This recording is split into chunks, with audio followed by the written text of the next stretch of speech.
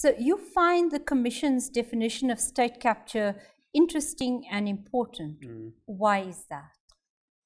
Well, first of all, you can't tackle the subject they were tackling without defining state capture, and they have quite a lengthy report, a volume that grapples with this idea of state capture. And I have to say, I'm a little bit torn about what they did, because on the one hand, I was hoping for, and I think a lot of people internationally were hoping for Zondo to give a relatively abstract definition of state capture, like a very legalistic definition of state capture, so that we could then say, okay, well, state capture is so and so and so. Let's apply it to Argentina. Let's apply it to the UK. Does it meet these criteria? And that's not what Zondo did. He actually gave a much more grounded and factual understanding of what state capture was in South Africa. And I think what was very useful about it was he made it clear that it was a program and it was a project that was political in nature. And in so doing, he identified, I think for us, all those things that we need to watch for.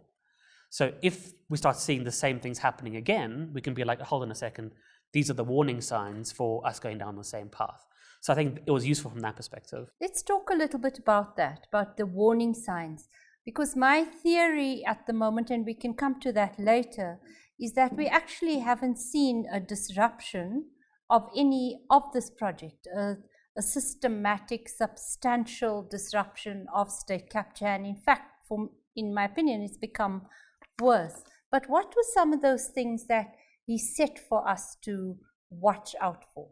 The one thing that he focused on, which I think was probably the most sort of resonated the most for me, was this idea of the capture of law enforcement as a political objective, and the idea of establishing effectively, although he doesn't use these words, a culture of impunity, by ensuring that the mechanism of the state that oversees prosecution is totally denuded of ability and motivation. And I think that's, people speak about, there's so many different aspects of what state capture did and achieved, but I think the one that scares me the most, and I think is probably the reason why there isn't a disruption, is precisely that. Is because there has been a disruption of the ability of the state to prosecute not just complex financial crime, but quite simple crime. And it's been going on for a very long period of time.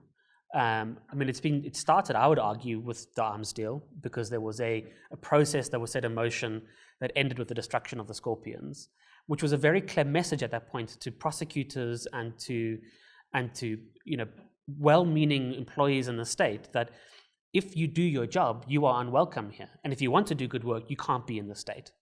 And at that point, I think pretty much everything fell apart. You can't have an empowered citizenry without information.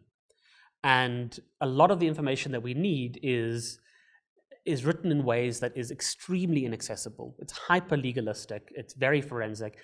The sad reality about South African politics is that so much of our politics over the last decade has been criminal in nature, and therefore it's become legalistic in nature.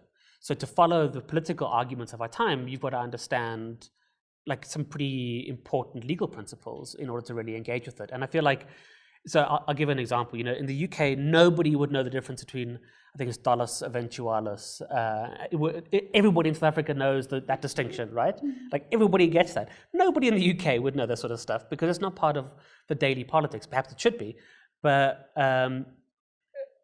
whatever we do at Shadow Investigations is about ensuring that ordinary people are empowered to the work, so that everybody can understand precisely what was said by the Zondo, because we believe that that's just the most fundamental part of the democratic process.